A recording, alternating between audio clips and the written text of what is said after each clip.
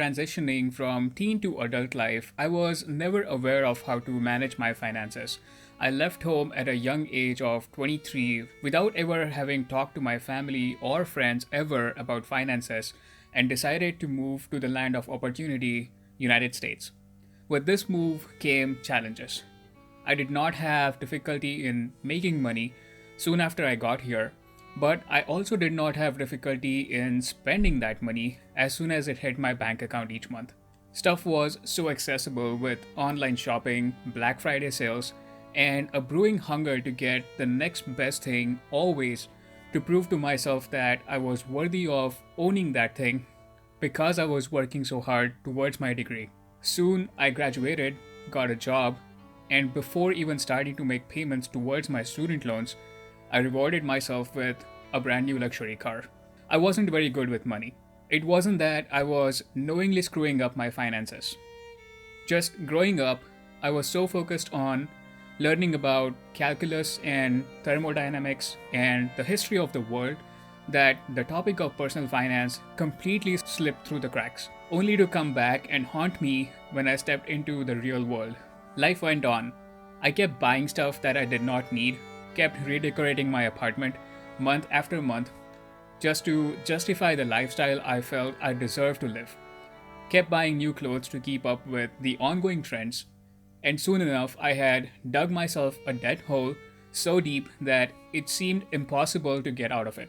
The funny part is that I did realize eventually that I was screwing up with my financial health, but that did not stop me from spending more money as I had no understanding of investing to grow my money, and I kept telling myself that I have 30 to 40 more years of career in front of me to correct my finances before I retire. It wasn't until 4 years of absolutely screwing up with my finances that I realized that I had to put an end to this madness and get a grip on my life.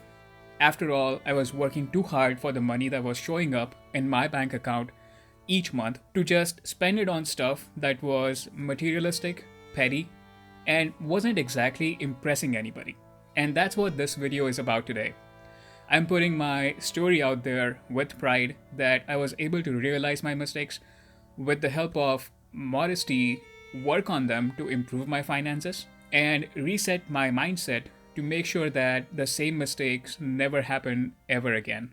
The basic personal finance formula of spending less money than you make each month is easy to preach. And let's face it, with some conviction and a little bit of work, it's also kind of easy to follow and to stick to. What is challenging is to have a more modest approach to the same formula where you are saving money every which way it's possible to do so. That means wearing the same clothes over and over for years together, driving a decent reliable car rather than buying a shiny brand new one and going into debt for it, buying yourself a modest home as early on in life as possible so that paying mortgage for the next 30 years just becomes second nature. One of the reasons why I think personal finance seems to be so low on everyone's priority list is because it's not talked about ever in school. At least for me, for the several years of education I went through, not once was the subject of how to maintain your finances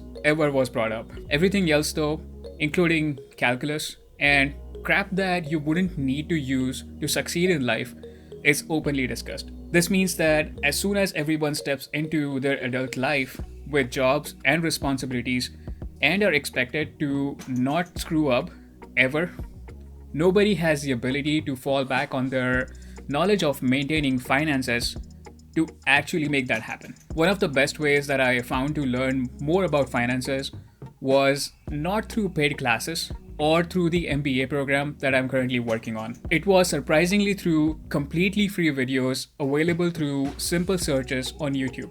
The biggest influence on personal finance I had on my life was from Stephan, a real estate expert that eventually moved into talking about personal finance on YouTube and became my inspiration behind starting this channel. Thanks so much, Graham, for your hard work in casually explaining personal finance to ignorant kids like myself. Apart from Graham's videos, the other factors that contributed towards my investing knowledge were Dave Ramsey's The Ramsey Show and a book by the name of the intelligent investor. While the intelligent investor talks about a good balance between investing in different asset classes and what kind of mix you should have in your portfolio for succeeding with your finances, the Ramsey Show goes into real world examples by making videos about normal people like you and I calling into the Ramsey Show with our financial challenges and getting direction from Dave Ramsey himself. Between the three resources above, I have found a ton of advice that I trust from the bottom of my heart, and I suggest you check them out too for some solid personal finance advice. For ease of access, all of these resources I just talked about are linked in the description below, so be sure to check them out. I want to spend the next few minutes talking about what the modest approach to personal finance is and how you can try to incorporate some of these principles in your life to achieve more freedom. And I really don't want to tell you if and why you should or you need to better your finances. That is a subjective question that you need to ask yourself and get your own answers. Maybe some of you are in debt and want to pay it off. Maybe some of you want to retire early. Whatever it may be, define your reason for why you need to get a grip on your finances and then try to follow these principles as much as you can. So, financial modesty as a whole can be very easily defined in 4 words. Live below your means. Spend way less than you actually make each month. That's it. Now, I know you are going to argue that it's much easier said than done. So, let me just tell you that I completely agree with you. But having followed this one principle for the past 3.5 years now, I was able to completely pay off my debt, buy a decent sized home, and accelerate my retirement savings. So I can assure you that with a little bit of practice and a strong conviction, anyone can follow this principle and can get better every passing day just by being a little bit more modest than the day before. To help you start with this journey, here are some things that you can work on to get a head start and then use these ideas into other walks of your life to make them modest as well. The easiest thing to spend money, or I should say the easiest thing to splurge money on, are our basic necessities. Food, clothing, our homes, the car we drive, all of these fall under the category of our living expenses and seem to be the expenses that pretty much everyone pay for anyway. So how does it matter if you are paying more than you can afford each month for the home you live in? How does it matter if the car we drive has to be brand new every couple years and we will go out of our way to make that happen? How does it matter that the food we eat has to be from a fancy restaurant at least a few times a month? And we consider that as a completely normal thing to do. If it seems as though money slips out of our hands each month and we can't figure out where it actually goes, the first thing we need to do is evaluate how much money goes towards our necessities each month. How much money is spent towards something we deem essential for our very existence. You will be surprised to know that number is oftentimes so big that you never even thought you were paying that much money each month towards these expenses. 63% of Americans live paycheck to paycheck. And no matter what the household income is, we all have our "but I deserve to live like this" reasons that prevent us from getting out of living the paycheck to paycheck cycle. We need to stop for a second and evaluate if it really makes sense to live like this and keep continuing to work at that high stress job or even longer hours each week to pay for the lifestyle we have assumed. Let's be real with ourselves for a second here. Lifestyle creep is an actual thing. We work hard each day to make ends meet.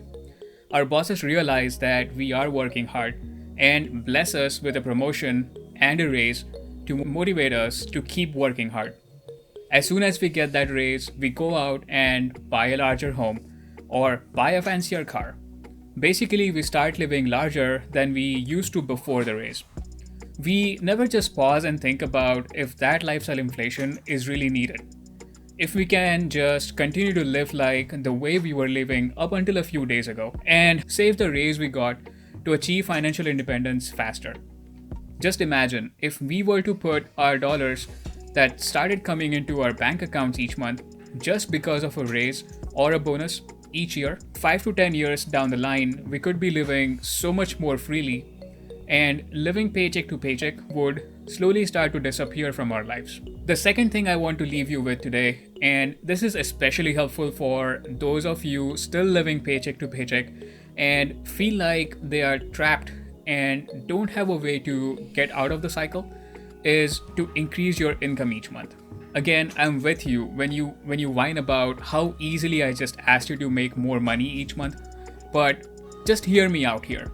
The only way to get out of a dead-end living paycheck to paycheck cycle is to make more money each month than you currently make, and then to save or invest all that extra money you have made that month and not spending it on an inflated lifestyle. Sure, it can be hard to get that raise you deserve when it might seem like you absolutely need more money to break out of a paycheck to paycheck living cycle. But if you feel like you deserve that raise, it doesn't hurt to start by asking for a raise. Asking for what you think is rightfully yours. That is certainly the easiest option you can work on right away. If that does not work out for some reason, obviously you can go out and look for another higher paying job.